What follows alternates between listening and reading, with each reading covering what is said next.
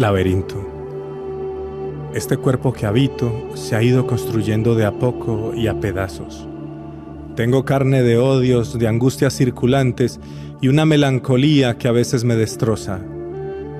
Tengo 1000 cicatrices que pulo con amores como una pomadita que disimula heridas.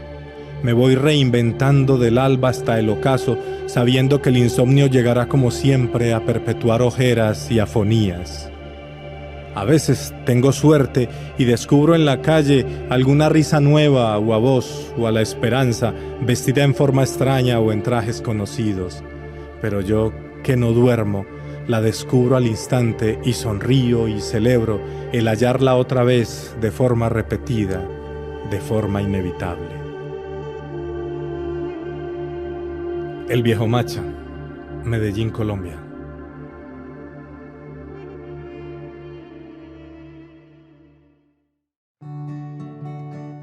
Como cada domingo volvemos a encontrarnos en nuestro programa Otros Cuentos para Caperucita. Tengan todos ustedes un muy buenos días. El día de hoy estoy feliz con este reencuentro con un amigo maravilloso con el que pocas veces nos encontramos físicamente, pero en el alma hay muchas reflexiones que nos vinculan. Él es Carlos, conocido como Carlos Oso, y le he invitado hoy para que compartamos reflexiones sobre esas preguntas sobre ser hombre, qué significa ser hombre en este contexto.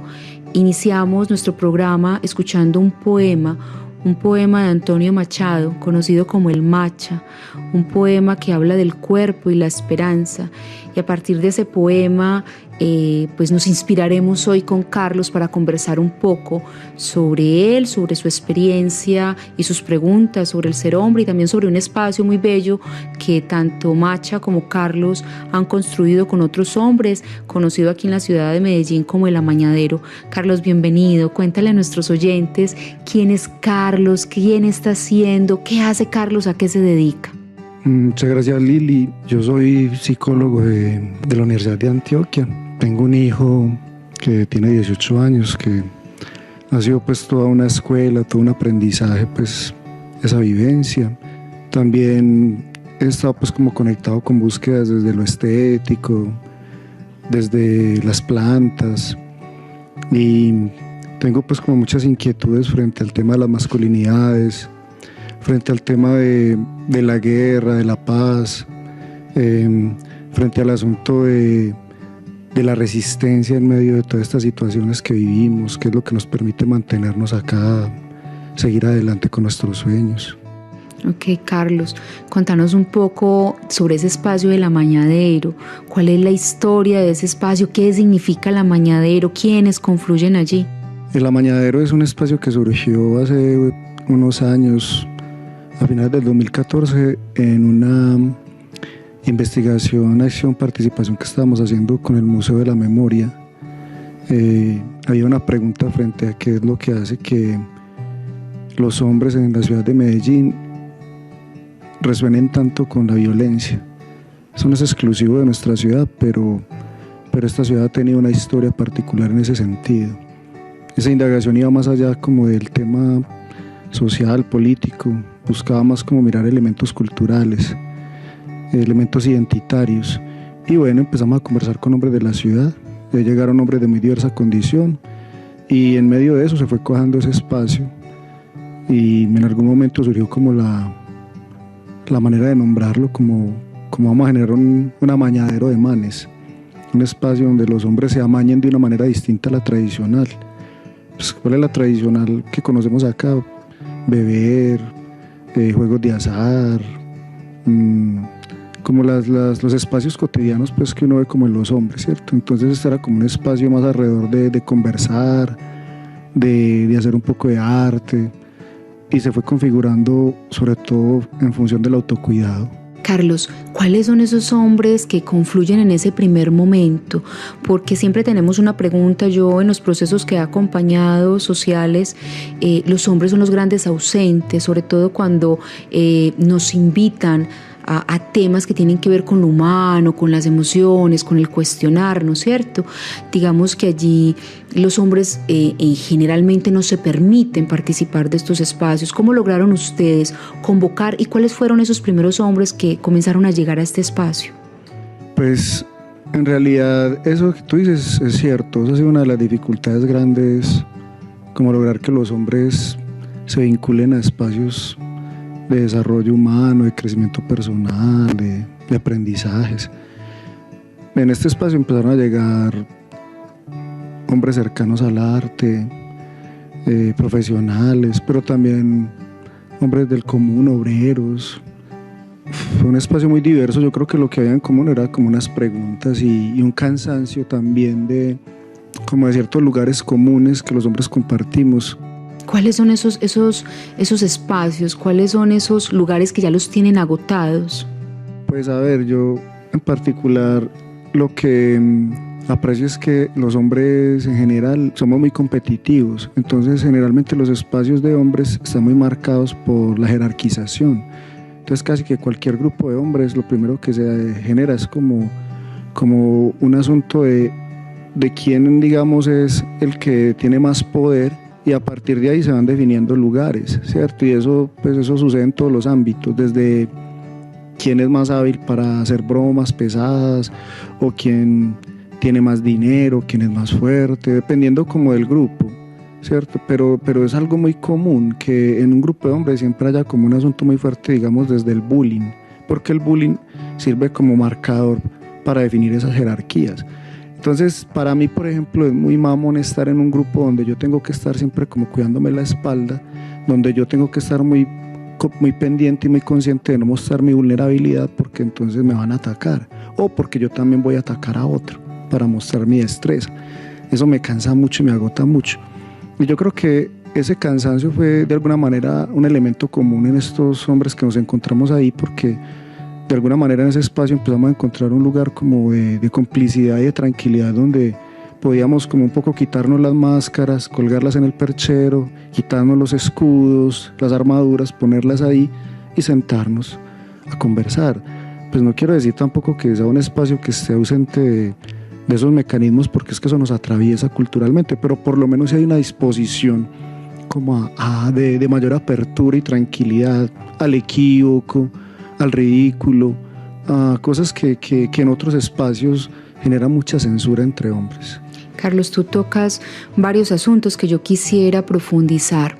El primero es que de muchas maneras, lo conversábamos antes de grabar este programa, los hombres que comienzan a cuestionarse, a hacerse preguntas, pues también comienzan a sentir como una exigencia de lo social, una exigencia de las mujeres que también están en el camino de preguntarse, en el camino de feminismo, y es una exigencia como de ya, tienen que estar transformados, ¿cierto?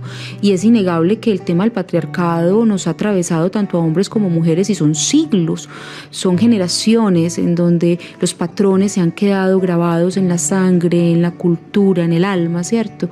Entonces, frente a ese deseo de ustedes transformarse, también vienen cuestionamientos como de todavía no lo han logrado, todavía siguen con ciertos comportamientos de maltrato, y digamos esos reclamos que nos hacemos mutuamente todavía aparecen. En este momento, ¿cómo lees tú la posibilidad del encuentro con las mujeres que se están haciendo también preguntas?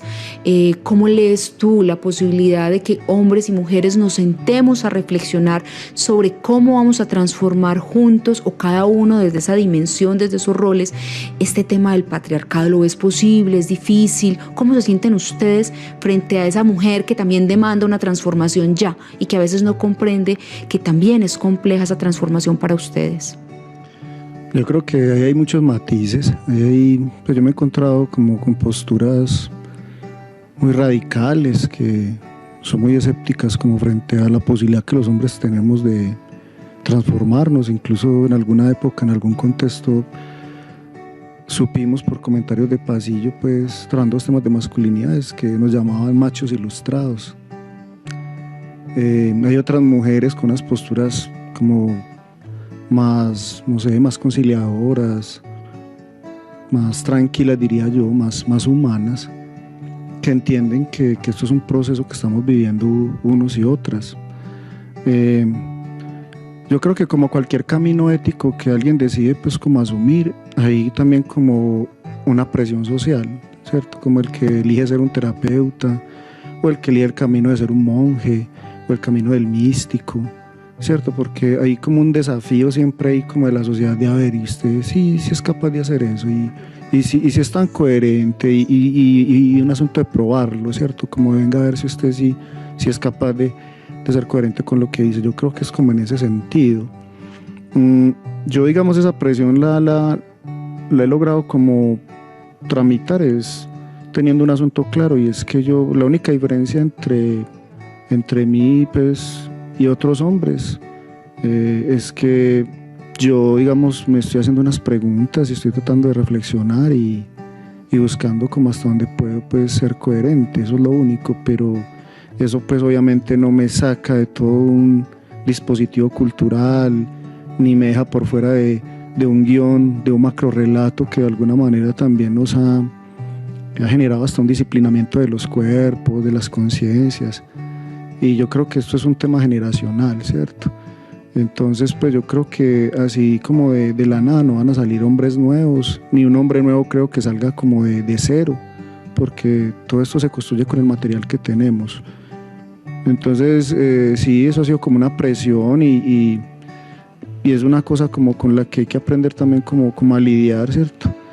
Pero también es como algo normal, porque es también como ese asunto de ser coherente. Ok, vamos a ir a una pausa y quisiera que al regreso retomáramos ese bello poema de Macha que habla del cuerpo, de habitar un cuerpo, y dos imágenes que tú nos regalas en tu reflexión, la de colgar los escudos, o sea, podernos encontrar, colgar los escudos y las armas, simbólicamente hablando, para encontrarnos, ¿cierto? Y entonces ahí hacemos referencia como al hombre guerrero, a esa disposición a la guerra, a la fuerza, pero también a ese disciplinamiento, a esa disciplina del cuerpo que este dispositivo social, cultural, educativo ha propuesto para atravesarles a ustedes en toda su dimensión humana, ¿cierto? Su cuerpo está atravesado por este dispositivo. Entonces, al regresar, quisiera que retomáramos un poco este tema.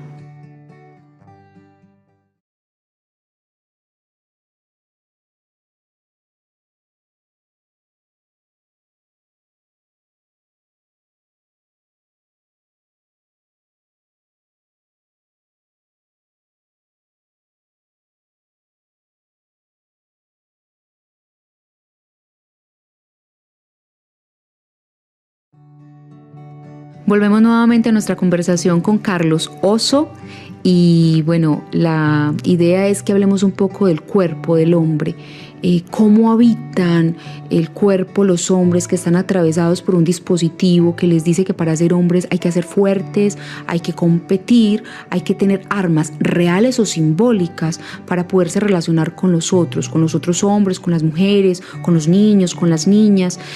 Cómo se habita un cuerpo que se dispone para la guerra en todos los momentos. ¿Y qué pasó con Carlos Oso cuando se encontró que ese cuerpo de él quería habitar de otra manera la existencia y la relación con los otros?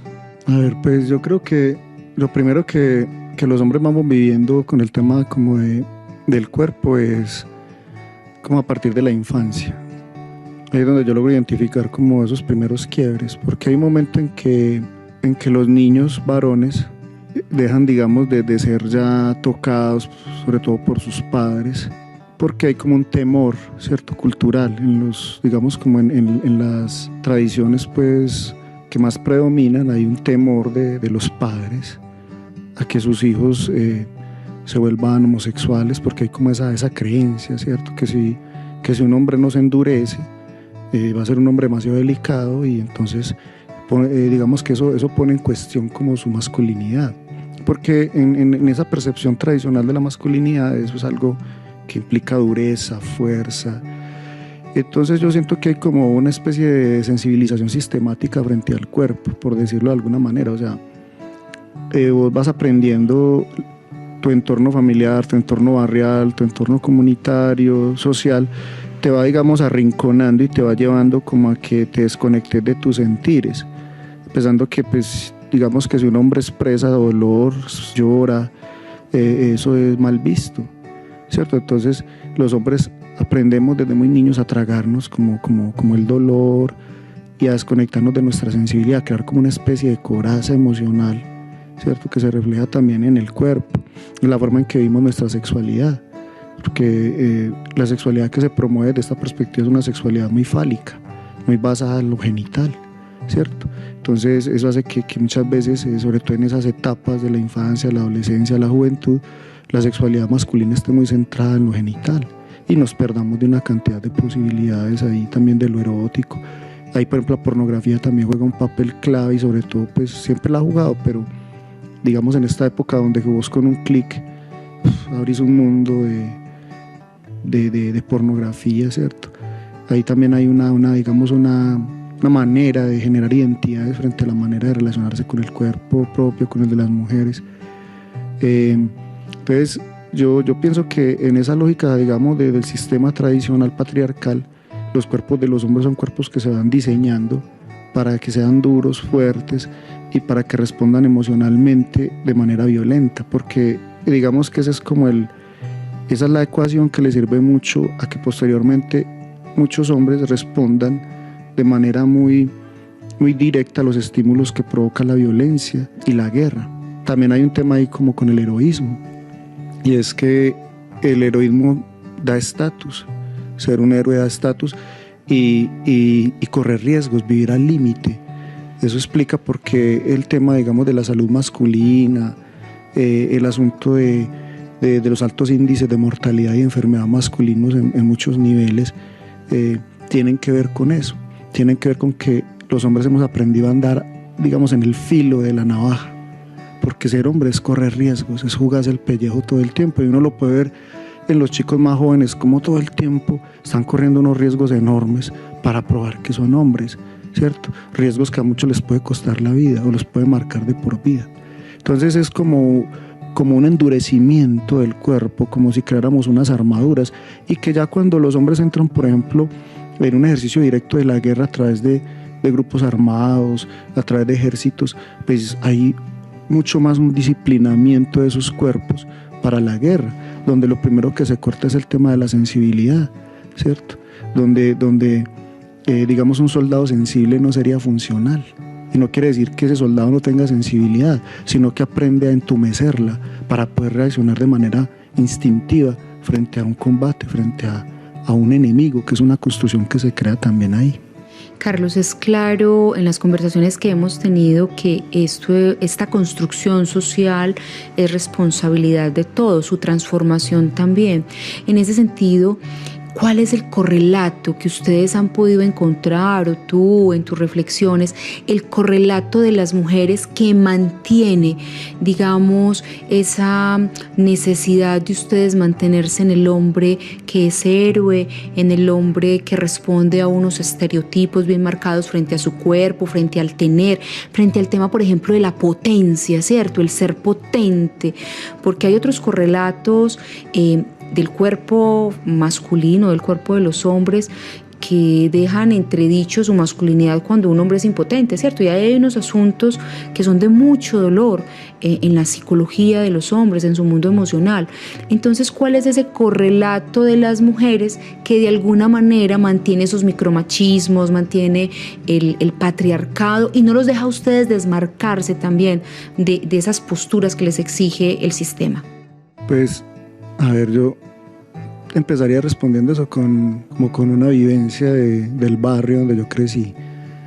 Yo recuerdo mucho que cuando yo estudiaba pues como en el colegio y luego pasé a la universidad, yo en el barrio yo me sentía como un invisible, como un hombre invisible frente a, digamos, a las mujeres. Estoy hablando como de mujeres también muy convencionales, porque pues hay otras mujeres también en otras búsquedas siempre, igual que muchos hombres. Pero digamos esas personas que están más inscritas como de manera más acrítica, como en esa ecuación cultural, yo veía como por ejemplo un chico que era otro invisible. En el momento en que entraba por ejemplo al combo, al grupo armado del barrio, automáticamente se volvía atractivo. Y yo me preguntaba, ¿y qué fue lo que pasó ahí? Y claro, lo que pasó era que él tomaba esos estándares de masculinidad, eso que daba prestigio, porque en esos contextos de guerra, digamos en las economías de la guerra, como dice Kimberly Taydon, una autora que ha trabajado ese tema de las masculinidades militarizadas, en esas economías de la guerra, ¿cómo puede un hombre, digamos, de baja condición social adquirir prestigio masculino rápidamente? A través de coger un arma, ¿cierto? Los estándares, el símbolo en el barrio era el arma, la moto, la ropa de marca en esa época. Eso era casi que tú veías a un chico así y tú decías, ese está en el combo, y eso hacía que brillara y que fuera muy atractivo. Se hacía visible y elegible. Claro, porque, o sea, digamos que brillaba, porque fálico viene de brillo, ¿cierto? Lo que brilla, lo que destaca. Entonces, en medio, digamos, de la masa de hombres invisibles, los que destacaban son esos que asumen eso, vivir al límite, vivir al riesgo. De ahí también un poco como ese atractivo del chico malo, que eso es como a muchas mujeres eso las jala mucho, ¿cierto? Y yo he conocido amigas que incluso muy críticas frente a estos asuntos, con posturas feministas, y que se han visto atrapadas en relaciones con hombres que les resultan sumamente atractivos, pero que son conscientes que son un riesgo para ellas mismas, para su integridad, por los voltajes que manejan estos hombres. Entonces, ahí hay una cosa muy fuerte, porque los hombres y las mujeres, yo pienso que de alguna manera en estos roles de género y en estas dinámicas nos moldeamos mutuamente. Entonces, claro, en un contexto de guerra donde es difícil ser reconocido como hombre, porque no solamente, digamos, las mujeres padecen la tiranía de esos hombres patriarcales, hegemónicos, de esos amos, también los hombres que no encajan ahí. Por ejemplo, pues yo nunca fui un hombre como de esa energía de sentir que yo tenía como esa fuerza para matar a otros o hacer cosas de ese tipo, y muchos hombres no sienten esa energía o esa fuerza y se desenmarcan de eso, pero de alguna manera también se vuelven objetos de esos patrones, de esos amos que hay ahí, no solo las mujeres. Entonces, en una situación así, digamos que para una mujer en un contexto de esos es de alguna manera funcional, tiene sentido conseguir un hombre que la proteja, que le brinde ciertas cosas, y para un hombre pues conseguir una mujer bonita, una mujer que cumple ciertos estándares, también es un elemento que le da estatus, porque lastimosamente en esos códigos, pues las mujeres adquieren un lugar ahí como de un objeto que se exhibe, igual que un hombre, que una mujer usa también como una especie de escudo protector frente a la pobreza, frente a la agresión de otros hombres, frente al miedo de una situación como esa. Carlos, muy interesante esa reflexión, porque yo también la propongo mucho en los espacios con mis estudiantes, en los espacios que acompaño, y es que las mujeres nos preguntemos cómo también estamos haciendo el juego, ¿cierto? Muchas veces le pregunto, por ejemplo, a mis estudiantes cuál es el partido perfecto, y entonces comienzan a describir todos estos estereotipos, estándares que de alguna manera van construyendo ese moldeamiento mutuo, esa objetivación. No solamente las mujeres hemos sido objeto desde esas demandas de esa masculinidad, digo yo, tergiversada por el patriarcado, porque la masculinidad tiene asuntos muy bellos.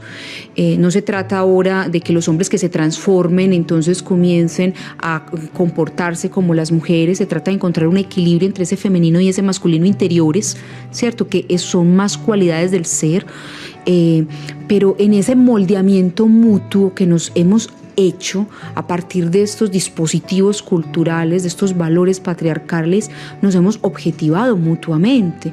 Y aparece un asunto, Carlos, el tema de el sentido de propiedad del otro, el sentido de pertenencia sobre el cuerpo del otro, sobre la vivencia del otro. ¿Cómo Carlos y cómo los hombres del Amañadero han reflexionado sobre esto? ¿Cómo has logrado tú en tu cotidianidad de pronto desmarcarte, o si hay dificultades para hacerlo? ¿Cuáles son esas reflexiones frente al asunto de la propiedad del cuerpo del otro, sobre todo de la mujer?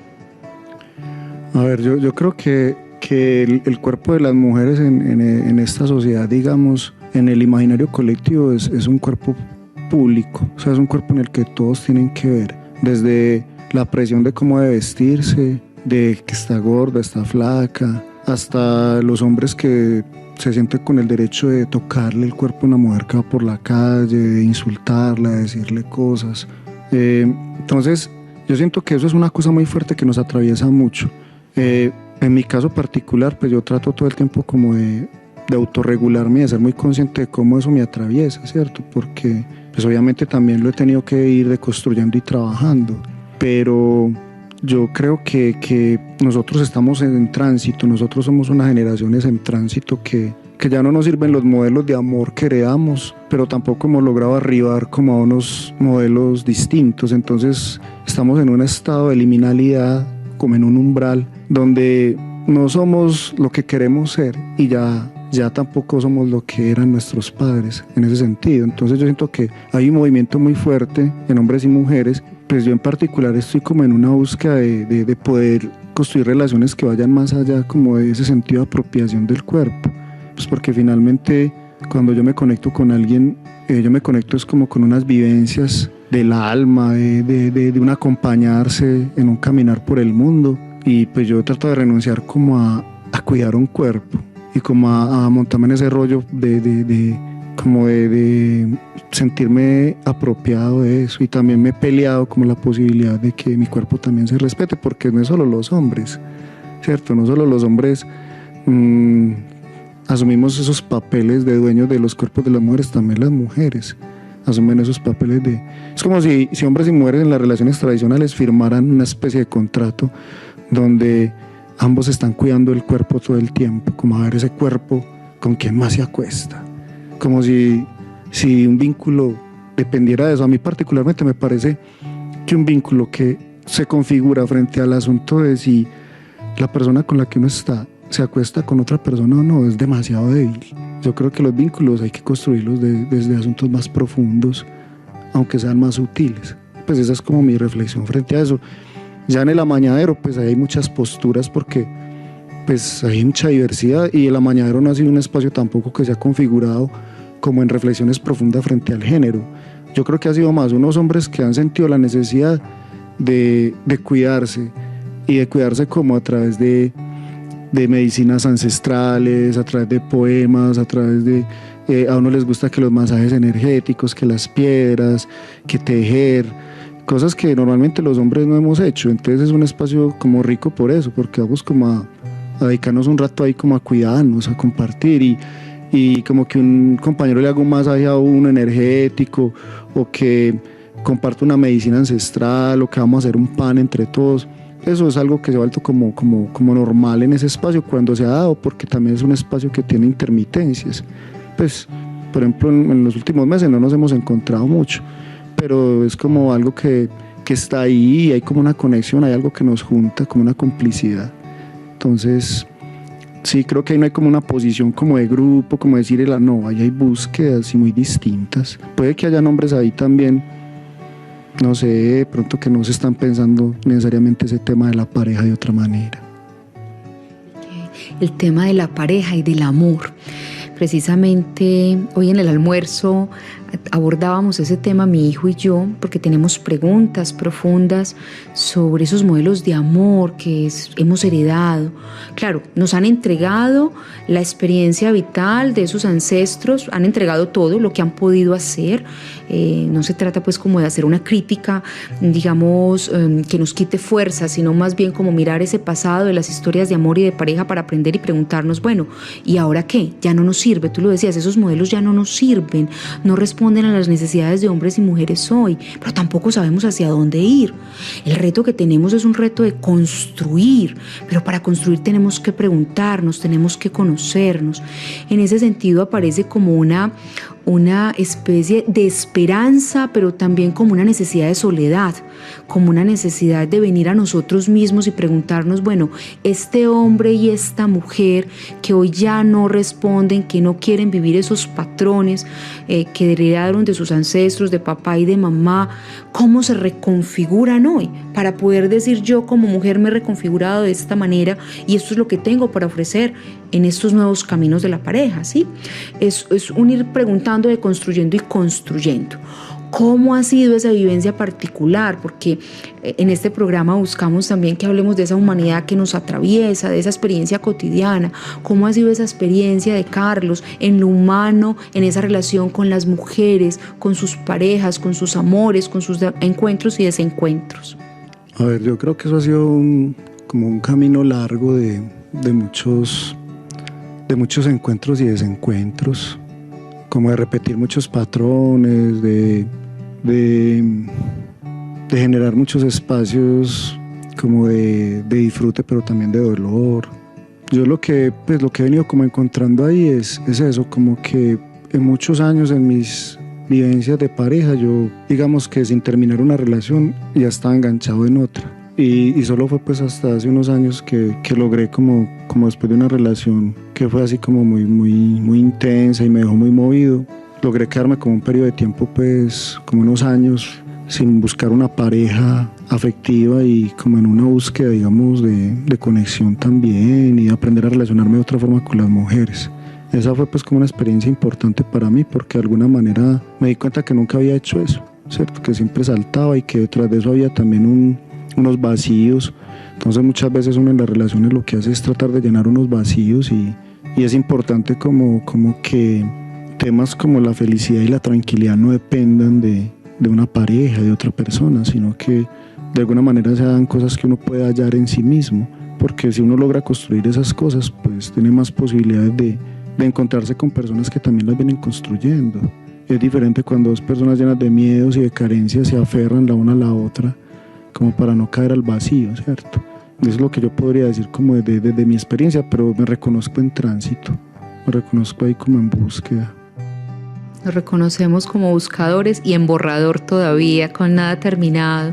Yo pienso que eso es un trabajo de humildad, Carlos, porque muchas veces cuando habitamos estos espacios de reflexión, comenzamos a creernos los iluminados y los transformados, y la vida, yo lo reconozco, la vida es la gran maestra y tiene una facilidad para ponernos en jaque, demostrar nuestras incoherencias frente al encuentro con la otredad. Carlos, ya para terminar, ¿cómo podríamos invitar, convocar, movilizar a hombres y a mujeres que escuchan este programa para que no se pierda la esperanza? Porque en los momentos de tránsito, en los momentos donde no hay un futuro claro, donde nos toca construir, muchos caemos en el sinsentido, porque hay una solicitud ética de la vida que nos dice tienes que construirlo, no hay nada, no hay camino abierto, hay que abrirlo. Hay que, como decía el cantautor, se hace camino al andar, y muchos nos paralizamos a la hora de tener que andar. ¿Cómo movilizar desde estas reflexiones a hombres y a mujeres hacia la esperanza, al es posible, otros mundos diferentes? Pues a ver, en el caso de los hombres, yo creo que el riesgo más grande que tenemos los hombres en este contexto es la soledad. Yo he notado que hay como una predisposición de muchos hombres a ser solitarios. Yo creo que en eso también hay como algún tipo de aprendizaje, como del héroe solitario, como que yo me basto a mí mismo y yo no necesito de nadie. Y cuando los hombres logramos reconocer que sí, que no nos bastamos del todo, que sí necesitamos tejer con otros hombres, otras mujeres, ahí empiezan a pasar cosas, ¿cierto? Ahí empiezan a darse como tejidos interesantes. Y en el caso pues como de las mujeres, yo creo que también ha sido unas luchas de muchas décadas, de muchas mujeres pues como buscando como la emancipación, la autonomía, y en esa búsqueda también muchas mujeres se han ido quedando ahí también muy solitarias, ¿cierto? Mira que es como un lugar común. Entonces muchas mujeres conocidas como sintiéndose muy solas también, porque también como que al abrir la conciencia también no es fácil conectarse con todo el mundo. Eso es como un avance, pero también es como un reto, porque como en medio de eso que vamos encontrando también podemos, porque a veces volvemos tan autónomos que nos desconectamos también de la colectividad, de la red, del rizoma. Y bueno, ahí hay como unos retos de cómo logramos eso, cómo logramos ser sin perdernos ahí como en esas redes humanas. Yo creo que también tenemos la posibilidad de en medio de eso que nos determina tanto desde la cultura y a veces desde la genética, también tenemos la posibilidad de reinventarnos, ¿cierto? De repensarnos, de soñarnos otras opciones vitales. A veces en esta época es muy difícil porque nos sentimos muy cohesionados por el sistema, pero yo creo que también tenemos márgenes de poder que tenemos que usar, ¿cierto? Cualquier espacio de poder que tenemos ahí, por más pequeño que sea, hay que usarlo para mí, para transformarme a mí mismo, a los que están a mi alrededor, por lo menos a los que son cercanos a mi influencia pues emocional, física. Claro, yo te escucho y me siento conmovida porque yo juego mucho con las palabras y con la soledad. He jugado con ella dividiéndola. Sol-edad, la edad del sol, la edad en la que puedes encontrar tu propio brillo sin depender de otro. Pero subrayo aquí que la dependencia no busca anular el reconocernos en la necesidad de compartir con otros esa luz, ¿cierto?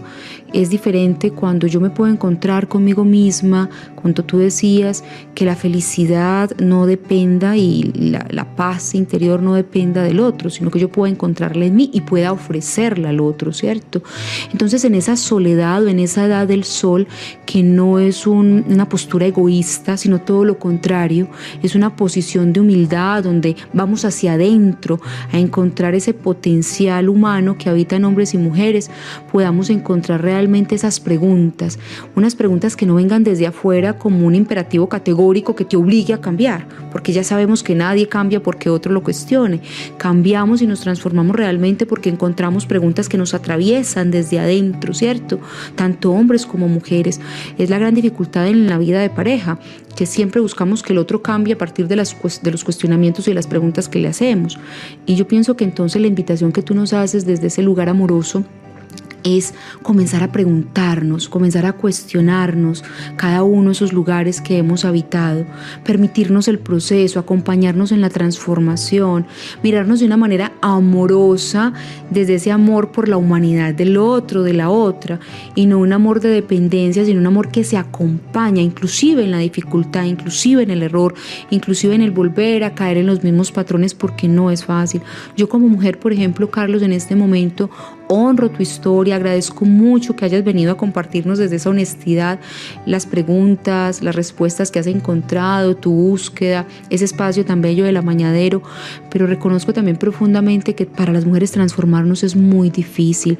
Yo en mis búsquedas no puedo decir encontré a la mujer ya transformada e iluminada, todo lo contrario, cada vez me encuentro más con mi oscuridad, con esos patrones que me impiden encontrarme con el otro también, y hay dolor, pero en el dolor también encontramos la esperanza. Cuando escucho hombres como tú, cuando me encuentro también con esos otros relatos del masculino, emerge en mí la esperanza de que podamos transitar hacia otras formas de relación. Yo no sé si mejores o peores, por lo menos otras formas de relación que nos permitan seguir avanzando en este camino de humanización. Te agradezco muchísimo este tiempo de conversación, este tiempo de mirarnos a los ojos, de profundizarnos en estas reflexiones que hemos compartido hoy en nuestro programa, y ya para cerrar unas últimas palabras de tu parte.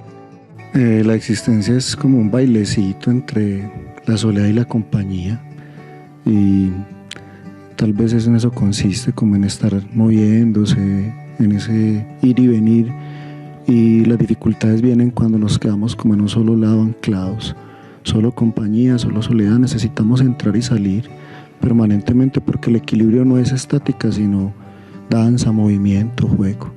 Ok, a nuestros oyentes, entonces, nuestra gratitud por haber dispuesto su tiempo de este domingo, tiempo que es para encontrarse en familia, encontrarse también en pausa y poder acompañarnos en estas reflexiones frente a cómo habitamos el mundo en la relación con el otro, con la otra. Un feliz domingo, y recuerden que nos escuchamos cada 8 días a través de nuestra emisora casadelalma.net a las 10 de la mañana. Un abrazo, un cálido sol y una dulce luna.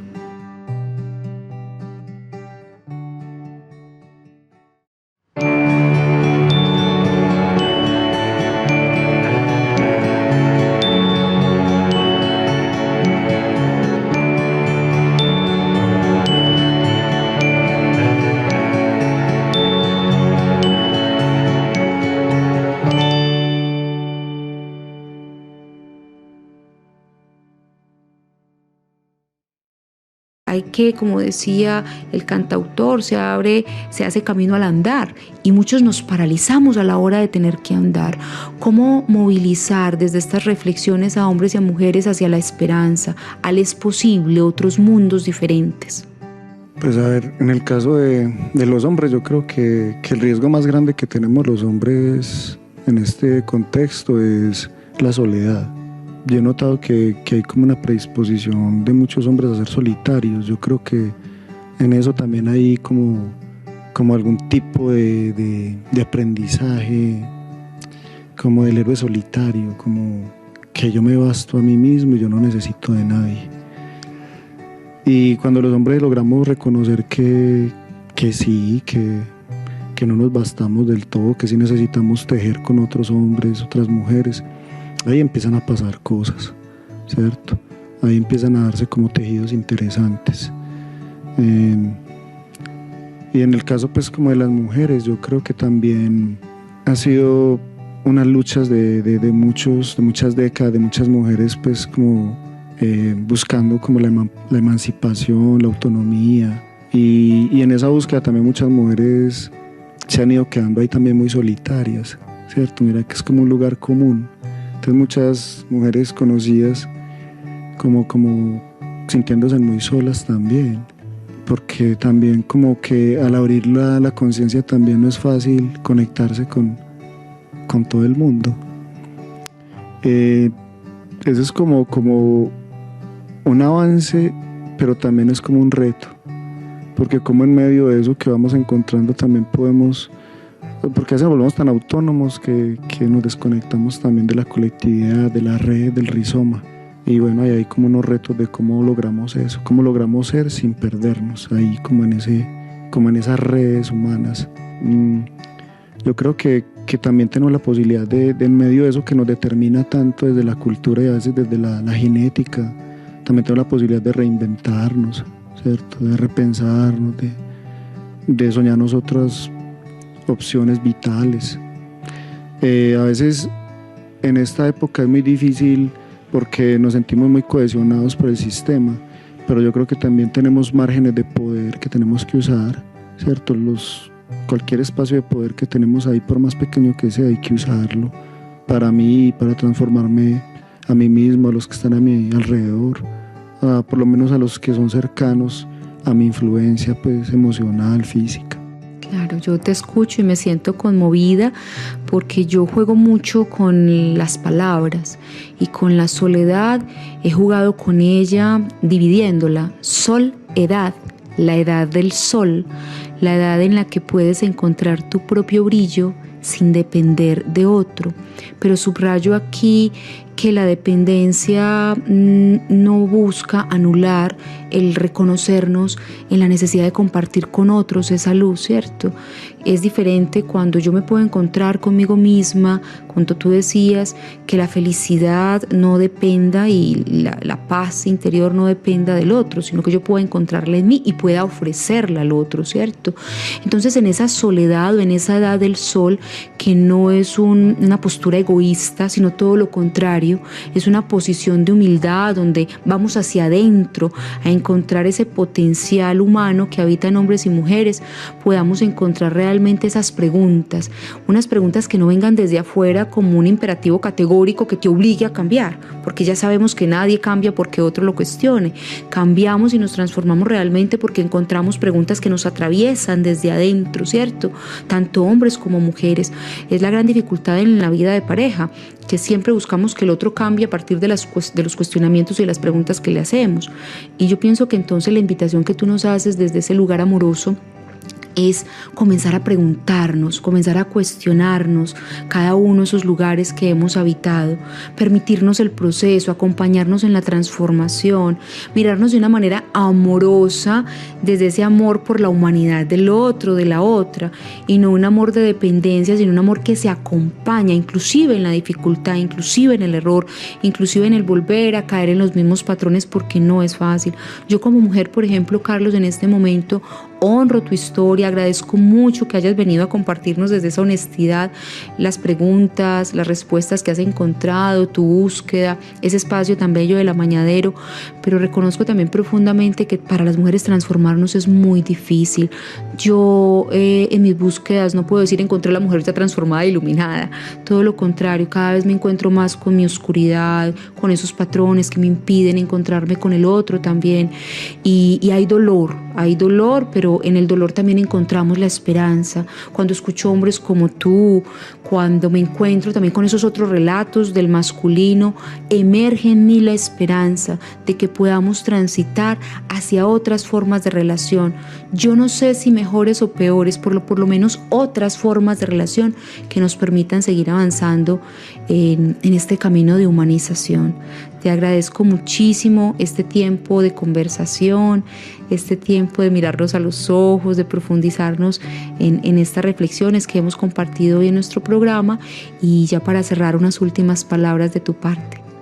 La existencia es como un bailecito entre la soledad y la compañía, y tal vez en eso consiste, como en estar moviéndose, en ese ir y venir, y las dificultades vienen cuando nos quedamos como en un solo lado anclados, solo compañía, solo soledad. Necesitamos entrar y salir permanentemente, porque el equilibrio no es estática, sino danza, movimiento, juego.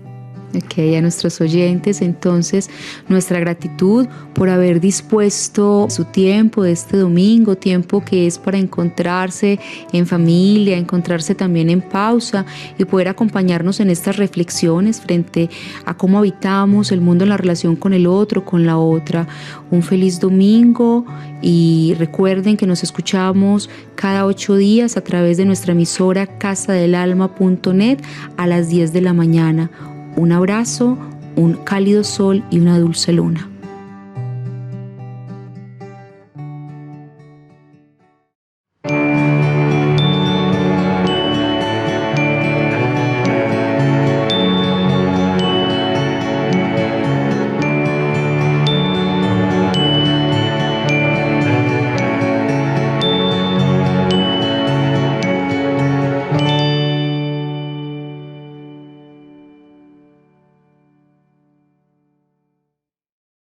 La existencia es como un bailecito entre la soledad y la compañía, y tal vez en eso consiste, como en estar moviéndose, en ese ir y venir, y las dificultades vienen cuando nos quedamos como en un solo lado anclados, solo compañía, solo soledad. Necesitamos entrar y salir permanentemente, porque el equilibrio no es estática, sino danza, movimiento, juego.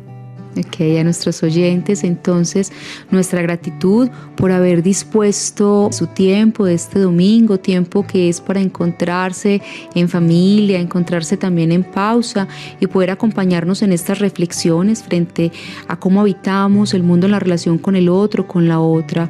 Un feliz domingo, y recuerden que nos escuchamos cada 8 días a través de nuestra emisora casadelalma.net a las 10 de la mañana. Un abrazo, un cálido sol y una dulce luna.